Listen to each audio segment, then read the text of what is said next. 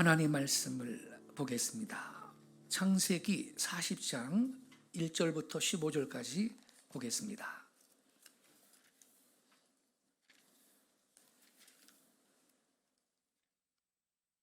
창세기 40장 1절부터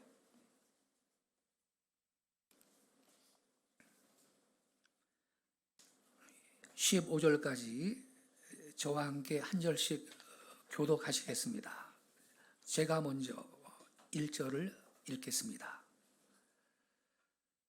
그 후에 애굽 왕의 술 맡은 자와 떡 굽는 자가 그들의 주인 애굽 왕에게 범죄한지라.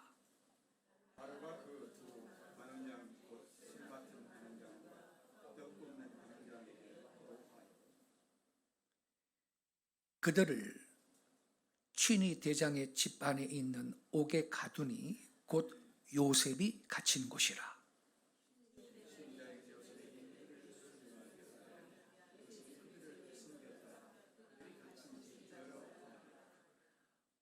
옥에 갇힌 애굽 왕의 술 맡은 자와 떡 굽는 자 두 사람이 하룻밤에 꿈을 꾸니 각기 그 내용이 다르더라.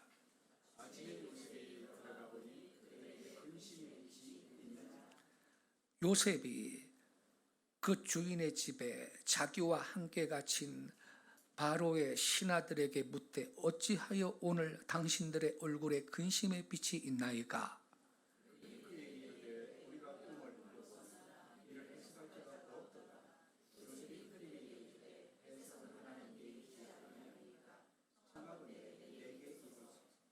술 맡은 관원장이 그의 꿈을 요셉에게 말하여 이르되 내가 꿈에 보니 내 앞에 포도나무가 있는데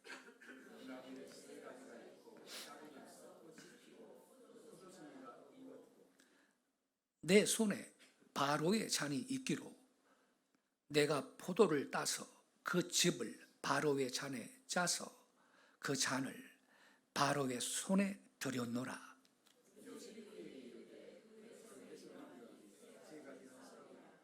지금부터 사흘 안에 바로가 당신의 머리를 들고 당신의 전직을 회복시키리니 당신이 그 전에 술 맡은 자가 되었을 때 하던 것 같이 바로의 잔을 그의 손에 드리게 되리이다.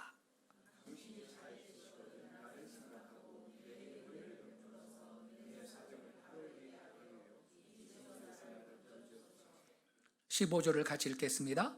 나는 히브리 땅에서 끌려온 자요 여기서도 옥에 갇힐 일은 행하지 아니하였나이다. 아멘. 오늘 아침 함께 읽은 이 본문 말씀 중심으로 배은의 시련이라는 제목 아래 말씀을 드리겠습니다. 우리가 읽은 이 창세기 40장에는 요셉이 옥에 갇혔을 때의 사건이 기록되어 있습니다. 요셉이 형들의 시기 질투를 당해가지고 애굽에 팔려갔잖아요. 야곱이가 아내가 4사람이 있었는데 가장 사랑했던 라헬이 낳은 아들이 요셉입니다. 그 밑에 베냐민이 하나 더 있었고요. 11번째 아들. 그러니 야곱이 이 요셉을 누구보다 아끼고 사랑했지요. 형들은 시기 질투를 하지요. 근데 이 요셉이요. 어려서 그랬겠지만 미숙한 부분도 있었지요. 그렇지 않아도 아버지가 이 요셉을 총애를 하니까 옷도 요셉한테는 좋은 옷만 입히는 거예요. 채색옷 같은 거. 그래서 요셉이 그렇지 않아도 시기 질투를 당하는데 말이에요. 이 요셉이 꿈을 잘 꿉니다. 꿈을. 형님들 내 말 좀 들어봐. 저 들판에 형님들 볕단이 내 볕단은 딱 서 있는데 내 볕단을 쫙 둘러가지고 절을 합디다. 진짜 그런 꿈을 꾸고 형들한테 얘기를 하는 거예요. 야, 네가 뭐 우리 왕 된다는 거냐 이놈아? 기분 나쁘죠. 근데 또 한 분은 형님들 내 말 들어봐. 해와 달과 11별이 나한테 절합디다. 그러는 거예요. 해는 자기 아버지고 달은 어머니고 11별은 자기 형제들이야. 이거 한술 더 뜨는 거예요. 그러니까 야, 네가 지금 뭐 한참 우리 동생인데 네가 무슨 뭐 우리 왕되냐? 건방진 말 하지 마 너. 시끄러. 이런 소리를 듣는 거죠. 그래서 여러분 간증도요. 수준 있는 사람한테만 간증을 해야 됩니다. 함부로 간증했다가는 시기 질투 나다갑니다. 지가 뭔데 이런 소리나 듣습니다. 그리고 내가 아무리 영적인 깊은 그 은혜와 체험이 있어도 주여 이걸 간증해도 되겠습니까? 하나님께 물어보고 하나님이 허락하실 때 나눠야 되는 겁니다. 근데 요셉이 그때 뭐 17살인데 그 정도로 영적인 성숙함은 없었지만 아무튼 이래저래 형들의 미움을 받는데 이 야곱이가 형들 들판에서 일하고 있는데 그때 뭐 다 목축업이죠. 양 키우고 그러는 거죠. 도시락 갖다 주라니까 심부름 갔는데요. 형들이 보고요. 뭐라 그러냐면 저기 꿈꾸는 자가 오는도다. 딱 그래요. 꿈을 잘 꿨어요. 요셉이가. 여러분 우리가 꿈꾸는 사람이 돼야 합니다. 하나님이 주시는 그 예언적인 계시적인 꿈을 우리는 갖고 있어야 되는 겁니다. 다른 형제들은 그런 꿈이 없어. 이야, 저 꿈꾸는 자가 오는도다. 그러면서요, 가까이 왔더니, 잘 됐다. 이번이 기회다. 요 놈을 구덩이에 집어 던져가지고선 죽여버리자. 구덩이에 집어 던졌어요. 그랬더니 루벤이 큰아들이거든요. 그렇게까지는 하지 말고, 마침 캐러반 아라비아 상인들이 낙타 타고 오는데, 저 사람들한테 이놈을 팔아버리자. 그래가지고 팔아버린 거예요. 그리고 요셉의 옷을 짐승 피를 묻혀가지고 야곱이한테 가가지고 아유 아버지 이거 요셉 옷이죠. 아이고 짐승한테 잡혀 먹었나 봐요. 이래가지고 야곱이 통곡을 하죠. 그리고서는 이 애굽으로 노예로 끌려갔는데 보디발 집에서 이제 종로로 타는데 그 부인이 요셉이 준수한 청년이라 유혹을 하다가 안 되니까 이놈이 나를 겉간을 하려다가 안 되니까 이 겉옷을 핑계치고 도망갔다고 무고를 해가지고 요셉이 감옥에까지 들어간 거예요. 그 요셉이 옥중 그 생활을 할 때 있었던 사건인데 이때 세상에 바로의 높은 신하 두 사람이 투옥이 된 겁니다. 그들은 누구냐? 한 사람은 이 바로 왕의 술비서관이고 또 한 사람은 바로 왕의 떡비서관입니다. 한 사람은 바로의 이 술을 준비해서 드리는 이 장관이고 한 사람은 떡을 맡아서 음식을 바로한테 드리는 이 위치에 있었습니다. 여러분, 옛날에는 임금한테 독약을 집어넣으면 죽을 수 있기 때문에 이러한 역할은 아무나 하는 게 아닙니다. 바로가 먹는 음식을 관리하는 이 직급이라면 이건 대단한 거예요. 그런데 이 두 사람이 뭔 죄를 져가지고 투옥이 된 거예요. 아마 이들이 바로 왕한테 올리는 떡과 포도주에 무슨 문제가 있었을 것이다. 성경학자들이 그렇게 추측을 합니다. 그래가지고 이제 이 두 사람이 이 애굽의 고위 공무원인데 말하자면요, 언제 죽을지를 모르는 거예요. 지금 이제 큰 죄를 짓고 들어온 거예요. 지금. 그래가지고 근심 속에 있는데 이 두 사람이 하룻밤에 같이 꿈을 꾼 거예요. 예. 꿈을 꾸고 나니까 더 걱정이 돼가지고 아침에 수심이 가득했습니다. 요셉이 그 표정을 보고 질문을 했지요. 왜 그렇게 수심이 꽉 찼냐고 물어보니까 꿈을 꿨다는 거야, 꿈을. 예. 그러니까 요셉이요, 그 꿈을 내가 해몽을 해주겠다고 말해보라 그랬어요.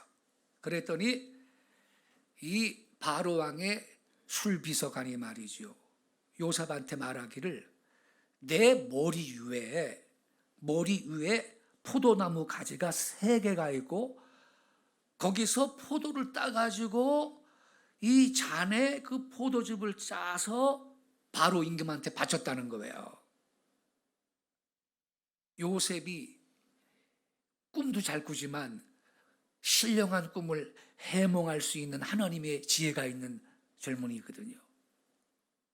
듣자마자 아는 거예요. 당신은 사흘 안에 복직될 거라고.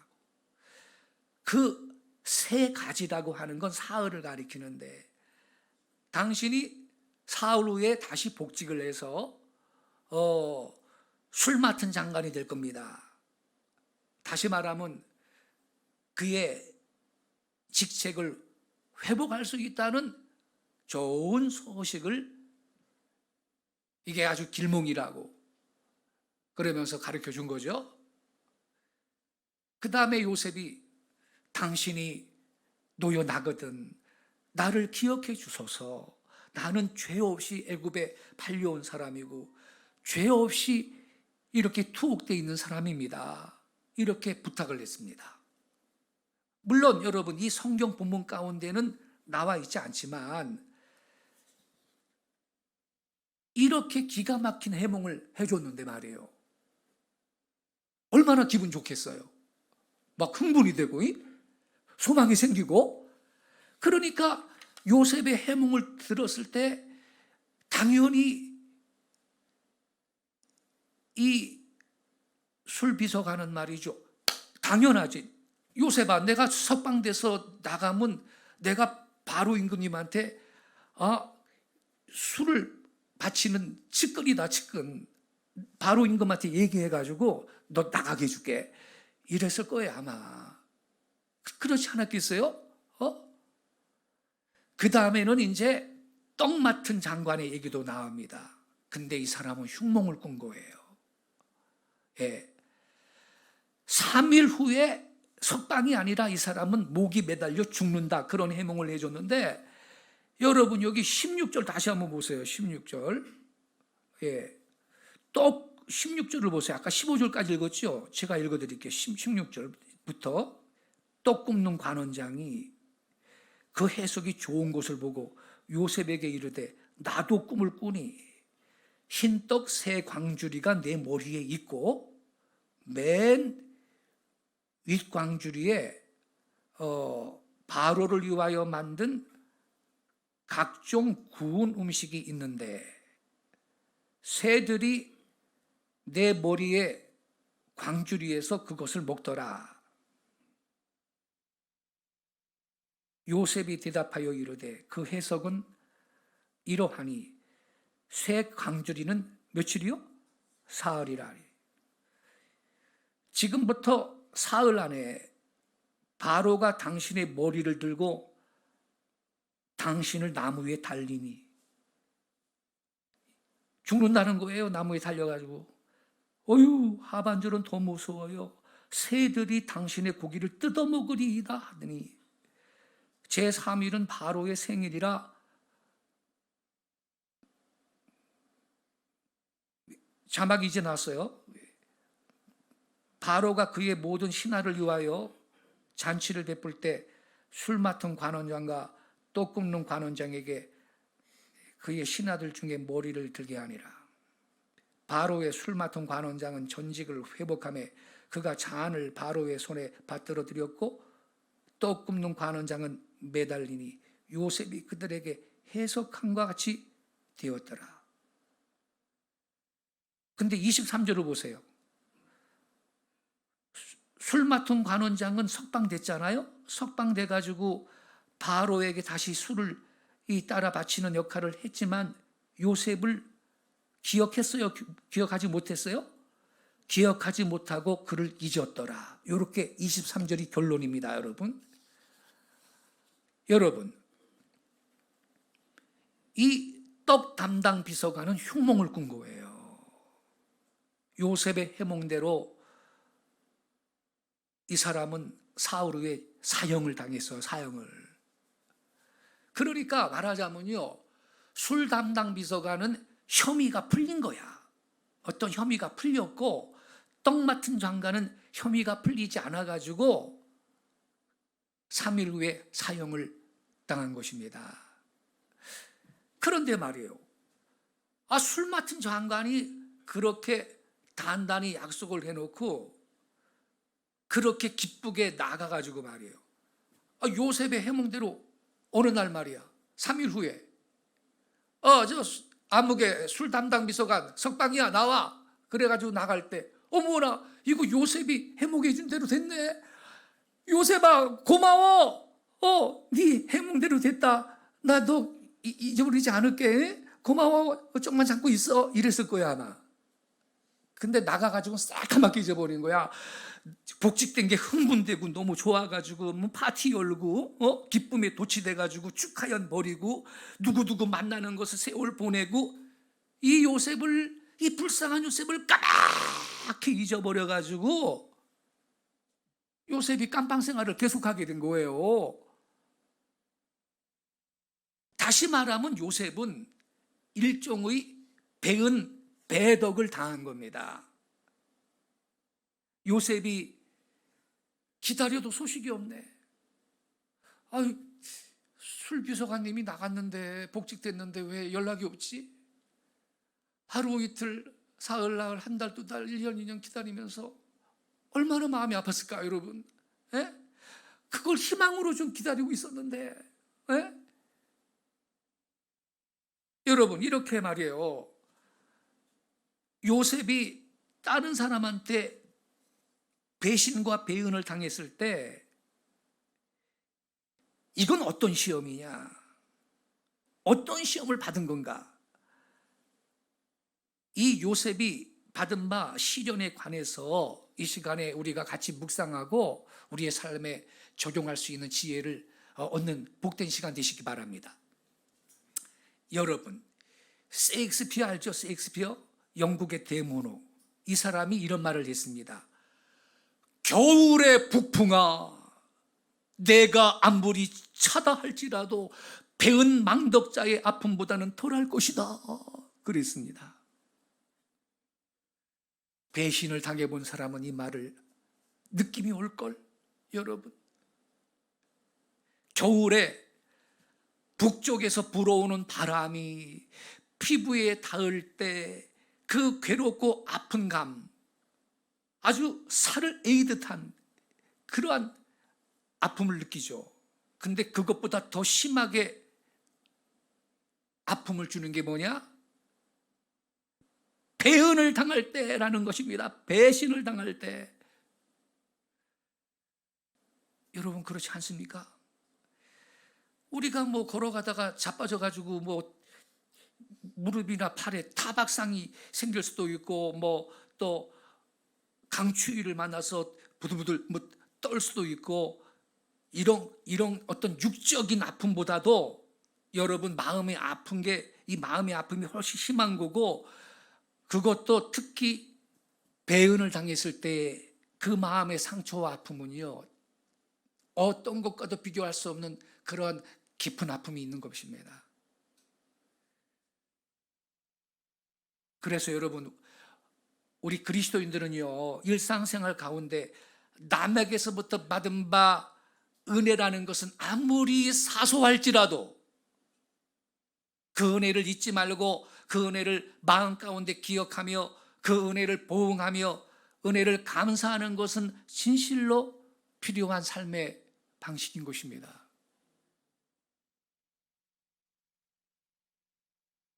은혜는 물에 새기고 원하는 돌에 새긴다는 속담이죠. 무슨 뜻이에요? 남에게서 받은 은혜는 물에 새기니까 말이에요. 물에 새기니까 곧장 없어지고 잊어버리고 만다 이 뜻이죠.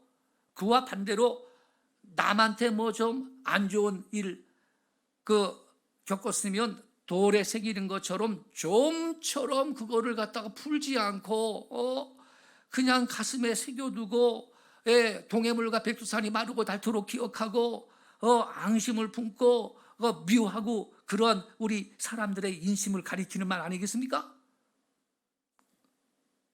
세상 사람들은 이런 방식으로 살아도 우리 예수님의 제자들 크리스찬들은 그와 정반대로 살아야 될 줄로 믿습니다. 원하는 물에 새기고 은혜를 돌에 새겨야 되는 것입니다. 남으로부터 받은 상처는요, 그냥 물에 새겨두고 곧장 잊어버리고 기억하지 않는 거, 그게 사실은 내 건강을 위해서도 좋은 거예요. 그걸 가슴에 계속 새겨놓고 원한을 품고 증오하고 그러면요, 그게 만병의 그 원인이 되는 겁니다. 거기에서부터 여러분 몸 이곳저곳에서 고장이 나기 시작하는 원인이 되는 것입니다. 암도 생길 수가 있는 것입니다.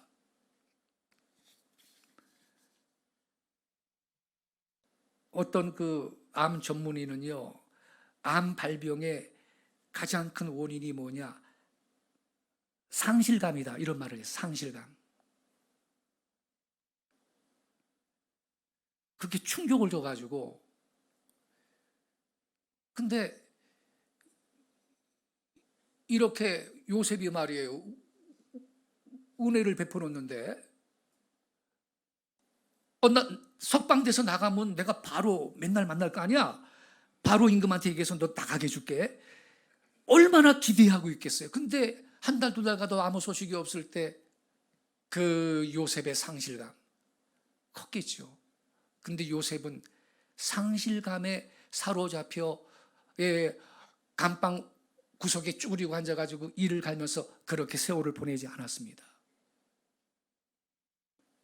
그는요, 하나님의 약속을 붙들고 있었던 것입니다.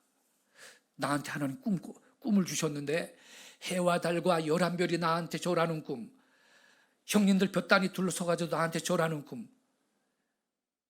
그림은 다르지만 메시지는 똑같은 거지.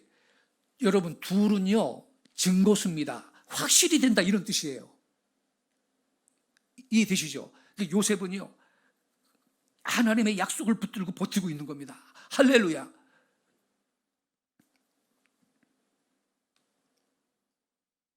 우리는요 이 술 비서관처럼 이렇게 살지 말고 아무리 사소하다 하더라도 은혜를 머릿속에 잘 기억하고 간직하는 그런 그리스도인들이 되는 것이 마땅하죠. 미국에서 있었던 일인데 어떤 강에서 사람들이 수영을 많이 하는 강이 있는데 그 강변에 살면서 그 강에서 수영하다가 죽을 뻔한 사람을 많이 살려준 그 지역 어른이 있었는데, 왜 수영하다가 갑자기 쥐가 나면 물에 빠져 죽잖아요. 그때마다 이 사람이 뛰어 들어가 가지고 이 사람들을 많이 살려줬었습니다. 근데 얼마나 많이 살려줬느냐? 40명을 살려줬대요. 40명. 매년 여름철에 사건이 생기니까 말이죠, 거기서 강변에서 한 10년 살면서 40명 살려줬는데 그 위에 신문 기자가요 그분한테 물어봤어요. 당신이 40명 살려줬는데 살려준 40명과 당신과의 관계에 있어서 그 후에 어떠한 연락이 있습니까? 이렇게 물어봤어요. 근데 그분 대답하기를 40명 살려줬는데요, 살려준 이후에 지금까지요, 성탄절 때 크리스마스 카드 보내온다거나 어떤 기회를 만나서 고맙다고 땡큐 한다거나 이런 사람 딱 한 사람밖에 없었습니다 그랬어요.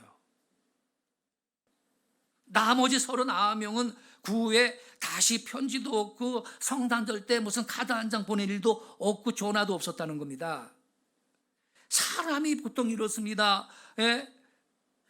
이렇게 남한테 배은하기가 쉽다 그 말이죠. 세상에 사소한 것도 아니고 말이에요. 자기 생명을 구원해 줬는데 편지도 하지 않고 카드도 한번 안 보내주고 감사의 말도 하지 않고 인간의 도리가 아니죠. 성경에도 이런 사람이 나오죠. 예수님께서 길을 가는데 나병 환자 10사람이 고래고래 소리 지르면서 다윗의 자손 예수여 우리를 불쌍히 여겨주세요. 불쌍히 여겨주세요. 그러니까 말이에요, 예수님이 불쌍히 여기사 제사장한테 가서 네 몸을 보여라 그랬어요. 그럼 성전에 가야 되는 거거든요. 성전에 제사장님이 성전에 제사장한테 가서 네 몸을 보여라 그랬어요. 이게 무슨 뜻인지 압니까? 그 시대에 이 나병 환자 문둥병자가 이 문둥병 걸리면은 격리되어 있는데 근데 치료가 됐단 말이에요. 치료가 됐으면 이거를 확인해 주는 분이 제사장이요. 가서 제사장한테 가서 몸을 보여야 되는 거예요. 그러니까 예수님이 제사장한테 가서 몸을 보여라 그 얘기는 치료됐다 이 뜻이에요. 근데 몸에는 아무 현상이 없어 지금. 아니 예수님 뭐 피부가 그대로인데 이 몸 갖고 제사장한테 갔다가는 경을 치지 이놈들 왜 여기 왔느냐 그러고서는 혼날 텐데 아이고 그냥 가라 그러면 어떡해요? 이렇게 따질 수 있잖아요. 제사장한테 가서 네 몸을 보여라. 네, 그러고 가는 거야. 할렐루야. 가다가 나왔습니다. 할렐루야. 이게 하나님 나라의 역사인 겁니다. 자꾸 머리로 계산하고 따지고 말이죠. 그 하나님의 능력을 경험하지 못하는 것입니다. 여러분 주님의 말씀은 해봐야 그 말씀의 능력을 경험하는 것입니다. 할렐루야. 예. 그 10명이 싹 났거든요. 근데 그 중에 9명이 유대인이고 1명은 이방인이에요. 사마리아 사람. 그런데 세상에 유대인 9명은 아무도 안 와.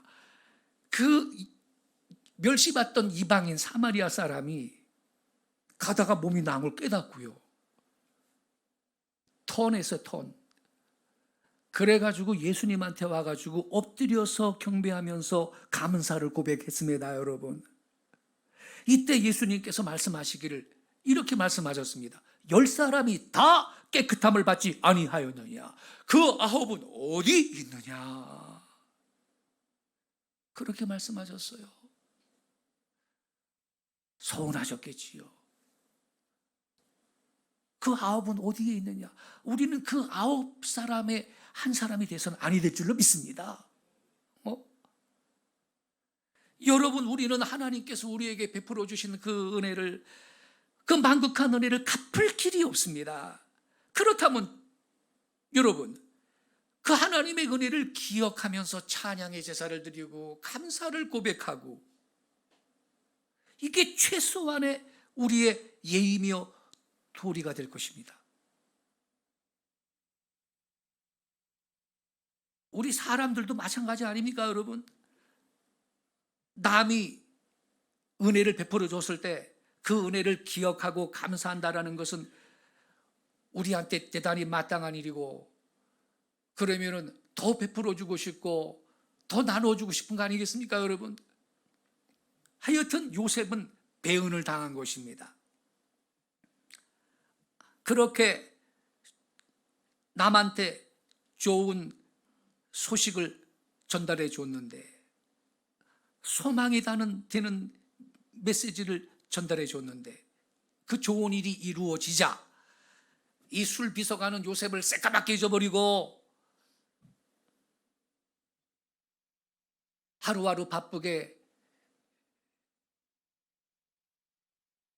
그 고위직을 유지하면서 지금 즐기며 인생을 살고 있는 것입니다. 지금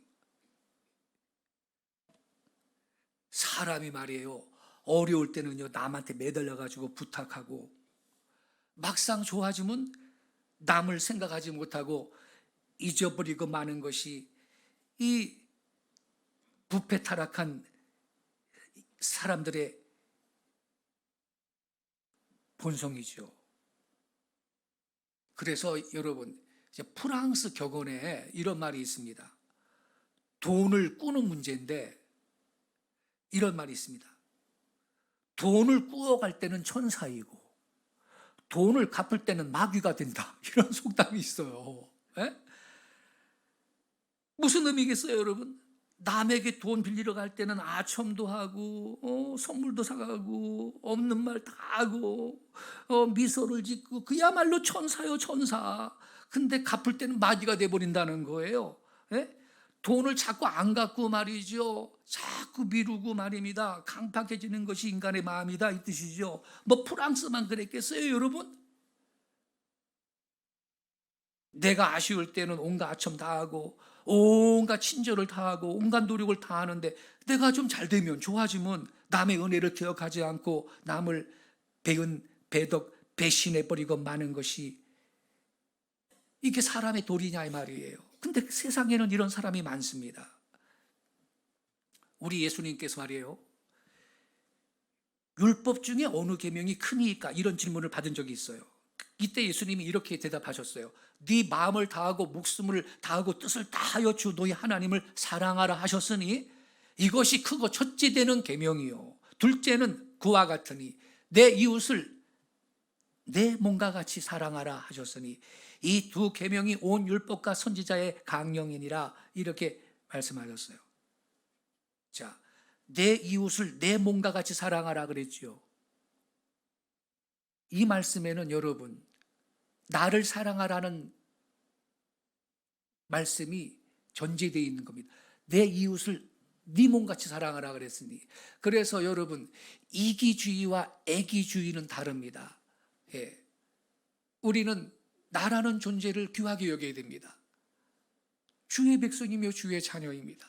하나님이 목적이 있어서 저와 여러분을 이 세상에 태어나게 하셨습니다. 우리는 하나님의 자녀들입니다. 자학을 하거나 지나치게 자기 연민에 빠져 있거나, 이거 다 옳지 않은 것입니다.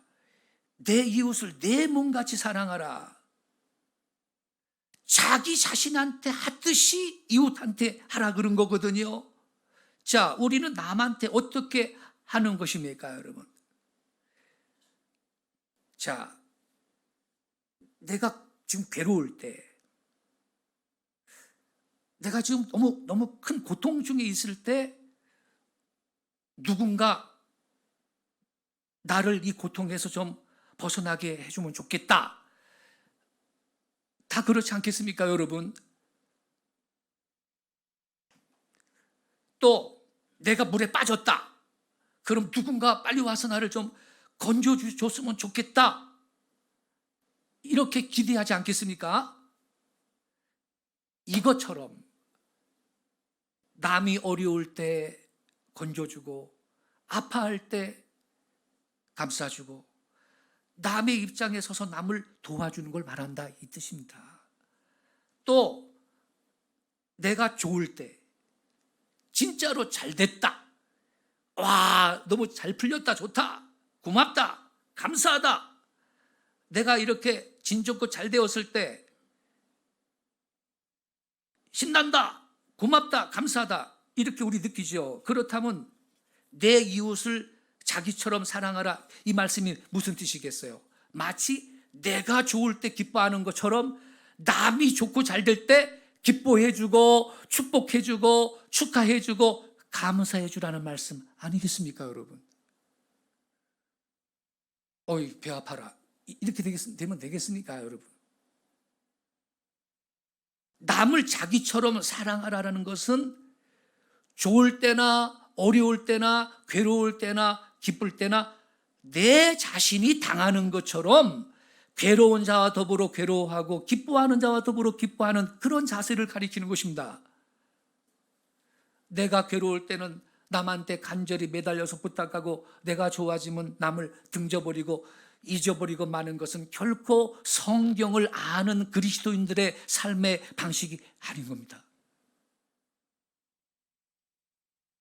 여러분, 우리는요, 이 술 맡은 비서관 같은 그러한 삶의 태도를 우리는 버려야 할 것입니다. 우리가요, 술 맡은 장관의 배은을 생각해 볼 때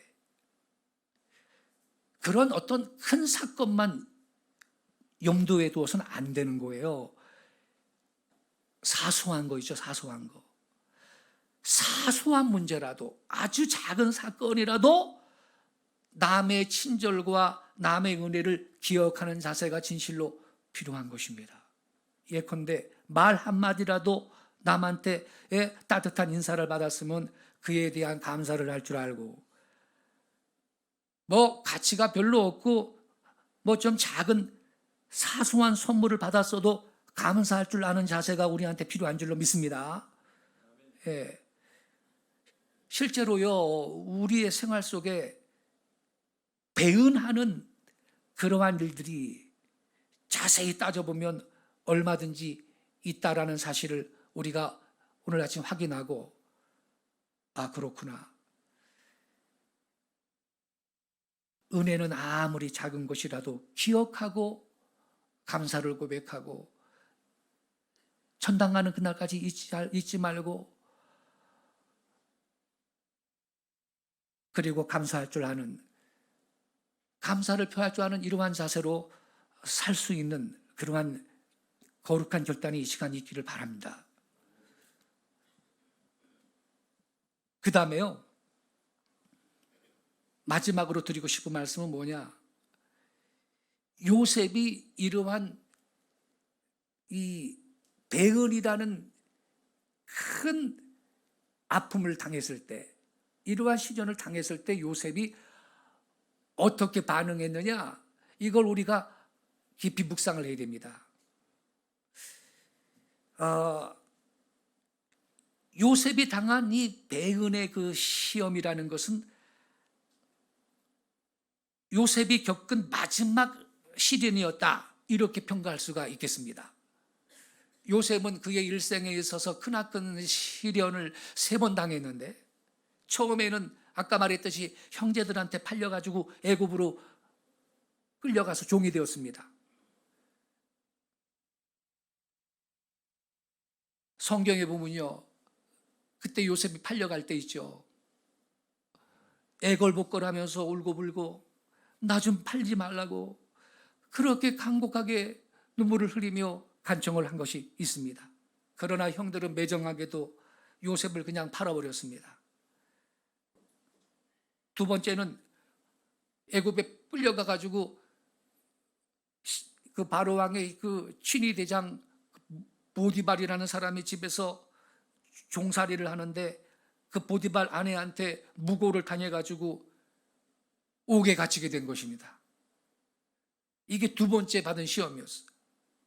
아무런 죄 없이 팔려갔고, 그리고 또 억울하게 감방에 들어가게 된 것입니다, 여러분.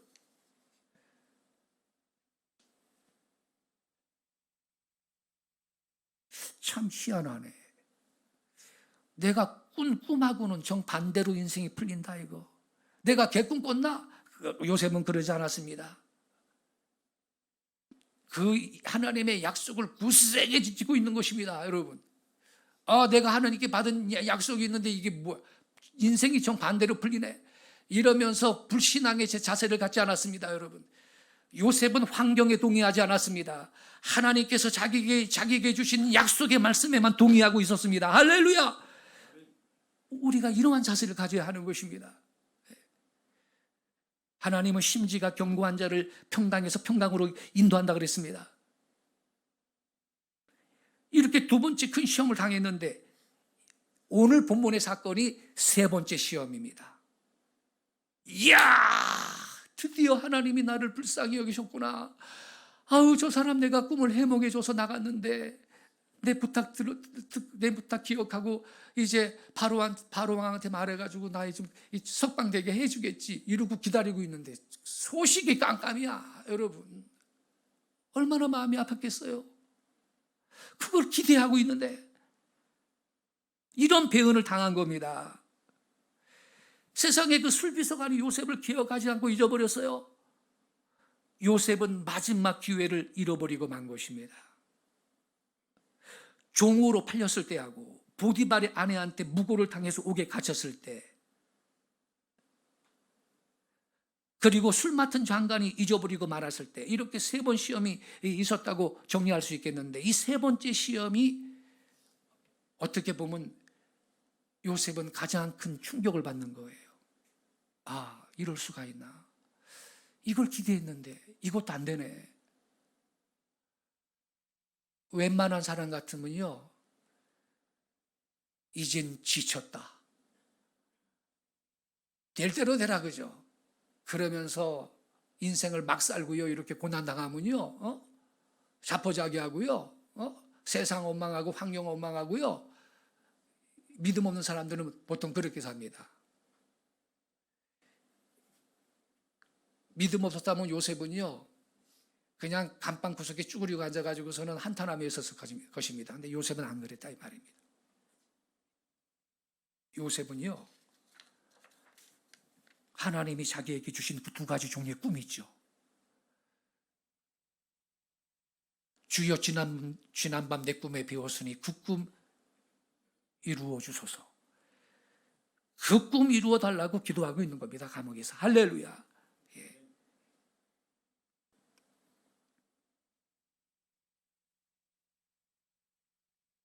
요셉은요,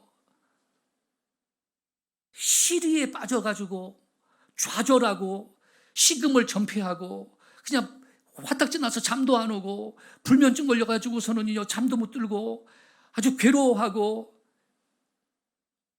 이럴 수 있습니다. 근데 요셉은요, 그 큰 어려움 가운데도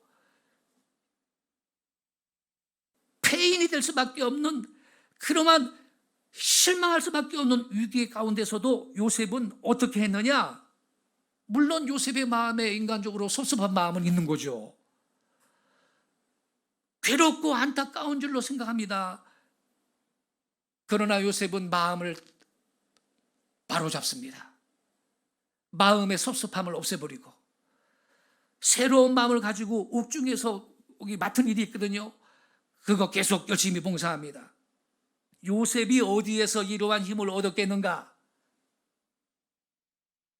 요셉은요, 하나님께서 어떠한 형태로 자기에게 그 주신 그 예언적인 꿈, 그걸 이루어 주실 건데, 그 어떻게 이루어 주실 것이냐, 어떤 형태로 자기에게 그런 복을 주실지 구체적으로 모르겠지만 하나님은 약속을 지키실 것이다, 이러한 믿음으로 살고 있는 것입니다. 여러분, 할렐루야.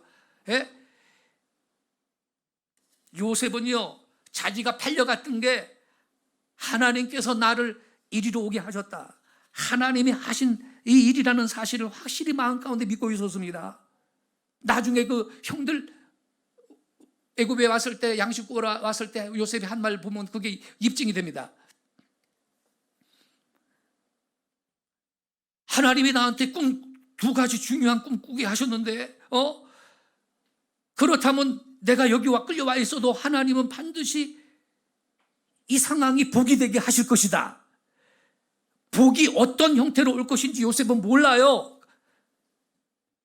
그러니까 그 순간에도 요셉은요, 술 맡은 장관한테, 장관님 나가시거든요, 나를 좀 기억해 주세요, 이렇게 부탁하지 않았겠습니까? 아마 이때 요셉이 석방된다면, 아, 하나님께서 나를 놓아주시나 보다 생각했겠지, 여러분. 근데 그때는 못 나가고 얼마 후에 애굽의 총리가 될 것이다라는 사실은 요셉은 까맣게 알 수가 없는 거죠, 여러분. 그 구체적인 것은 모르지만 요셉은 하나님께서 나한테 무슨 좋은 일을 해 주실 것이다라고 믿고 있는 것입니다. 지금 안 된 것이 끝이 아니고 또 다른 기회에 우리 하나님이 신실한 하나님께서 내 삶 가운데 좋은 일을 해 주실 것이라는 사실을 요셉은 믿고 있는 것입니다. 그래서 버틸 수가 있었던 거예요. 이 믿음 없으면요 쓰러지는 거예요. 세상을 이김은 이것이니 우리의 믿음이다. 믿음을 가지시기 바랍니다. 근데 이게 언제 올지는 몰라요. 어떤 형태로 올지도 모릅니다. 그러나 반드시 온다. 하나님께서 반드시 내게 복을 주신다라는 이 믿음이 요지부동인 것입니다. 확고한 믿음을 갖고 있습니다. 이 모든 믿음을 갖고 요셉은 그 모든 시련을 이긴 겁니다. 몇 차례 다가오는 이런저런 방면의 시험, 정신적, 육체적, 심리적 방면의 여러 가지 어려운 이 시련을 요셉은 돌파하면서 나간 거예요. 믿음으로 돌파한 거예요. 하나님께서는 약속을 지키실 것이다. 내게 복 주신다. 그래서 요셉은 실패해도 실망하지 아니하고 그냥 버티며 나갔던 겁니다. 그랬더니 어떻게 됐습니까? 유익한 결과를 가져오게 된 겁니다. 그때 그 술 비서관은 잊어버렸습니다. 그러나 41장에 보면요, 애굽의 왕 바로가 꿈을 꾸었는데 아무도 해몽을 못해요. 바로가 이 꿈을 해몽해달라고 무슨 뜻인지 알려달라고 했지만 아무도 해몽할 자가 없는데 그제서야 이 술 맡은 장관이 요셉이 생각나는 거예요. 감옥에 요셉이라는 사람이 꿈 해몽 잘하는데 내가 그 사람 잊어버리고 있었네. 비로소 요셉이 생각나는 거예요. 그래가지고 폐하, 저 감옥에요, 내 있었던 감옥에 요셉이라는 젊은이가 있는데 그 아이는 해몽을 할 것 같습니다. 내가 석방되기 전에 꿈을 꿨는데 해몽을 해줬는데 그대로 내가 석방이 되지 않았습니까? 그러니까 당장 데려오라는 거예요. 바로가 당장 데려오라고. 그럼 여러분 생각해 보세요. 만약에요 술 맡은 장관이 그 전에 기억해가지고 석방돼서 나가자마자 요셉이 내 요셉한테 약속한 게 있는데 그래가지고서는 바로 왕한테 말해가지고 그때 요셉을 갖다 석방을 시켰다면 요셉이 어떻게 됐겠어요? 고향 앞으로 가는 거야. 그때는 바로 궁궐로 간 게 아니고 고향 앞으로 가가지고 자기 아버지 야곱이 만나서 얼싸안고 아이고 형제들 만나고 내가 살아있었습니다 이러고서는 거기서 목동생활하면서 이제 일생 보내는 거예요. 그렇지 않았겠어요 여러분? 뭐 그게 영광이 있었겠어요? 에? 무슨 유익이 있습니까? 고생만 실컷 한 거지. 10년 동안 애굽에서 고생만 한 거지. 겨우 본전도 될지 말지 뭐 그 정도 회복이 아니었겠습니까 여러분? 그런데 그때 말이에요 술 맡은 장관이 나가자마자 기억은 못하고 잊어버렸어요. 그가 만약에 잊지 않았으면 요셉은 옥에서 놓여서 나갔을 겁니다. 그 다음에는 그리고 그 다음에 바로가 꿈을 꾸었다면 요셉을 어디 있는지 찾아내지 못했을 거 아닙니까 여러분? 어디 가서 찾아내요 여러분? 이걸 볼 때 여러분 바로 왕의 이 술 담당 비서관으로 하여금 요셉을 잊어버리게 하신 분도 하나님이셨습니다. 그 다음에 더 적당한 기회에 요셉을 놓아주신 분도 하나님이셨던 것입니다. 요셉을 높이 승진시켜 주신 분이 우리 하나님이셨습니다.